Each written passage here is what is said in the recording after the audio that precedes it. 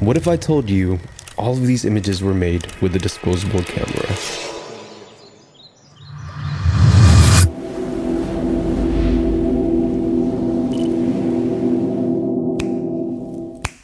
Now, if you've been looking for the perfect disposable camera, look no further, because in this episode, I've tested out some of the most popular disposable cameras you can buy today, so you don't have to. And of course, I will be sharing sample images from each of them so that you guys can see and decide which ones you like the best.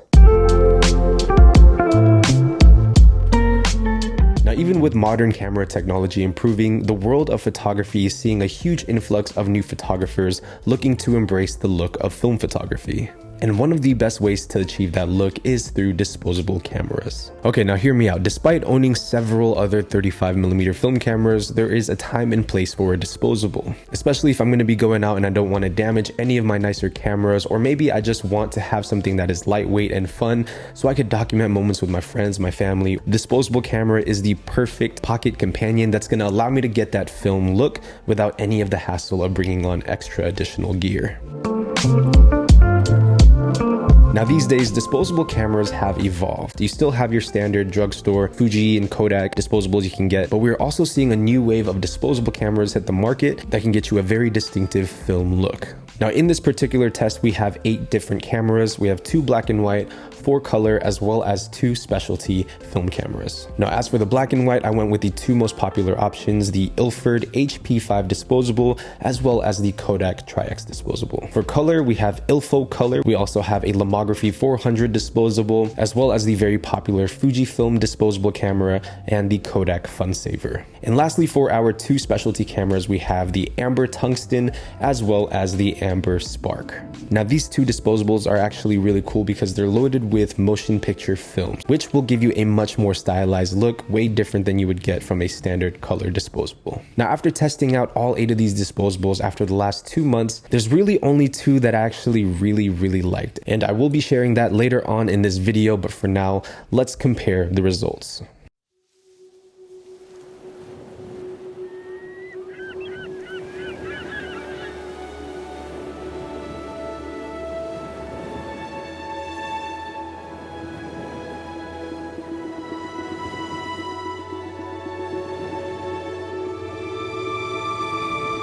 Now, I typically don't reach for black and white disposables, especially because these days I mostly shoot color film, but it's pretty cool to see that they are now offering black and white disposables. Now, out of the 2 black and white disposables, I personally really preferred the Tri-X just a little bit more than the HP5.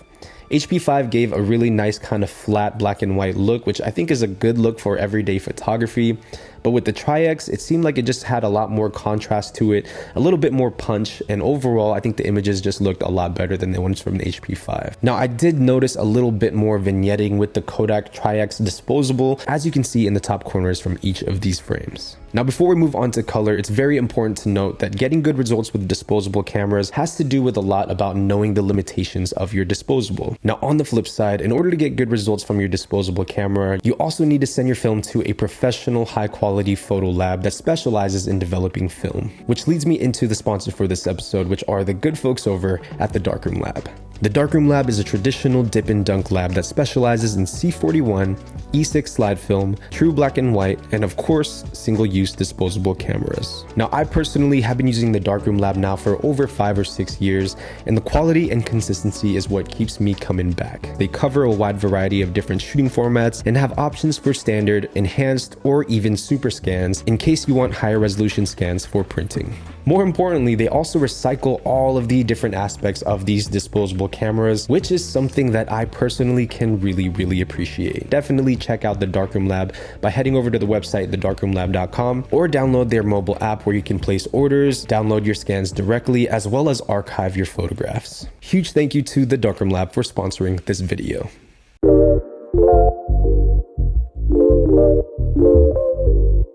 Okay, so all of the color disposables were solid, but here is what I pulled out. Now, in terms of sharpness, the Fujifilm disposable had to have been the best. Even zooming into the smaller details like these flowers, you can see the sharpness with that. And overall, I think the color as well has a nice neutral look to it. It's not too oversaturated. However, I did notice that in the shadows, you get a little bit more of this green cast in tint. But with that said, when you underexpose it, it also looks extremely muddy. Next up, we have the Kodak Funsaver, which in my opinion had the best colors. Now, it didn't matter if I was shooting during, sunset, or if I was shooting indoors, or even in like a bowling alley. All of the images looked really nice with the color. It was nicely saturated, it wasn't over the top, and you get a very pastel kind of look and feel from it. And one thing that I did notice with this camera is when you shoot with open sky, you're gonna see a little bit more vignetting than some of the other ones. And again, this is most likely due to the lens, like in the Tri-X one, but there is definitely heavy vignetting with the Kodak Funsaver. But overall, very, very solid option and one of my personal favorites. Now, as for the Lomo 400 disposable, I was actually fairly impressed. To me, it's kind of a combination of the Fuji and the Funsaver. You kind of get the sharpness that you would with the Fuji, but you also get the nice colors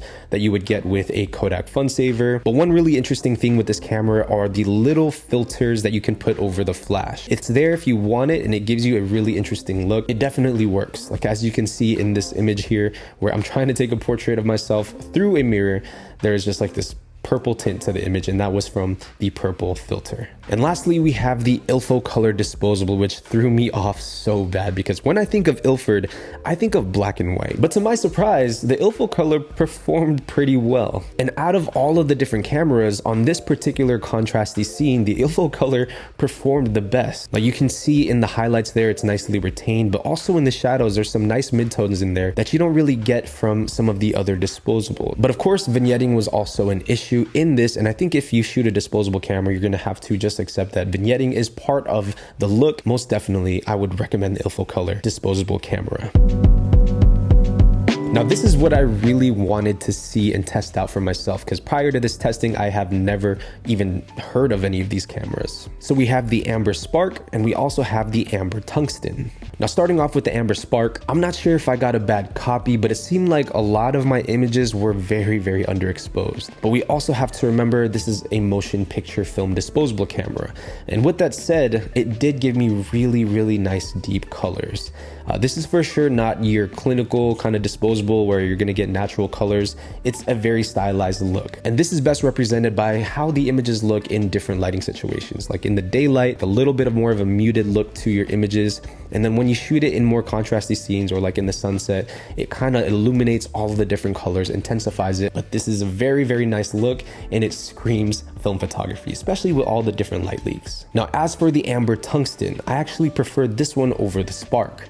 The Tungsten gave me very similar results. This time around, the images were properly exposed, at least some of them. Now, the Tungsten variant actually gave me really, really good results when shooting with the flash. Now, in terms of color, the Tungsten actually didn't give me that really deep saturation that the Spark did. It was a little bit more muted, and when combined with the flash, it really gives you an image that looks like it was straight from the 90s or the early 2000s. Now, one thing I did notice though was that there are a lot more light leaks in this disposable, and I'm not sure if that's just a common characteristic from this company, but it does add a look to it, and I really, really like it. So both of them were really cool, but in my opinion, I like the Amber Tungsten just a little bit more.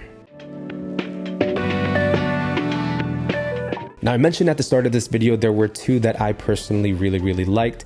And before I even, get into that, I just want to say all of these disposables were really, really good. In fact, I implore you to go out and try out all of them yourself to kind of get your own personal feeling and opinion on it. But if you ask me, my personal favorites have to be the Fujifilm as well as the Kodak Funsaver, and an honorable mention would be the Amber Tungsten. Now, the Fuji and the Kodak Funsaver, I think were just kind of no-brainers for me. When I think of what a disposable camera should look like, those two cameras give me exactly that. Colors are nice, exposures are nice, and when you turn that flash on, boom, that's where the magic happens. Now, in terms of more of a stylized look, the Amber Tungsten provides you with a very, very interesting film look. And it's almost reminiscent of like what lomography would do. But at the end of the day, folks, disposable cameras are great. And if you're getting into film photography, it is a great starting point as well. Typically, disposables are the gateway into film photography. And after you get a disposable, you can go find a little point and shoot with a little bit better quality. And after you find a point and shoot, you can go out and buy your big boy cameras,